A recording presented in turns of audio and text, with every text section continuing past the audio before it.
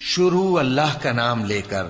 جو بڑا مہربان نہایت رحم والا ہے۔ جب سورج لپیٹ لیا جائے گا اور جب تارے بے نور ہو جائیں گے اور جب پہاڑ چلائے جائیں گے اور جب بیاہنے والی اونٹنیاں یوں ہی چھوڑ دی جائیں گی اور جب وحشی جانور جمع کیے جائیں گے اور جب سمندر آگ ہو جائیں گے اور جب روحیں جسموں سے ملا دی جائیں گی اور جب اس بچی سے جو زندہ دفنا دی گئی ہو پوچھا جائے گا کہ وہ کس گناہ کے سبب قتل کر دی گئی، اور جب اعمال کے دفتر کھولے جائیں گے اور جب آسمان کی کھال کھینچ لی جائے گی اور جب دوزخ کی آگ بھڑکائی جائے گی اور جب بہشت قریب لائی جائے گی،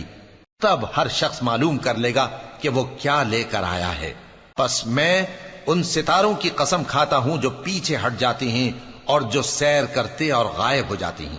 اور رات کی قسم جب وہ پھیلنے لگتی ہے، اور صبح کی قسم جب وہ نمودار ہوتی ہے، کہ بے شک یہ قرآن اس فرشتہ عالی مقام کا سنایا ہوا پیغام ہے جو صاحب قوت ہے، مالک عرش کے ہاں اونچے درجے والا ہے، سردار ہے، ساتھ ہی امانت دار ہے۔ اور مکے والو، تمہارے رفیق یعنی ہمارے پیغمبر صلی اللہ علیہ وآلہ وسلم دیوانے نہیں ہیں،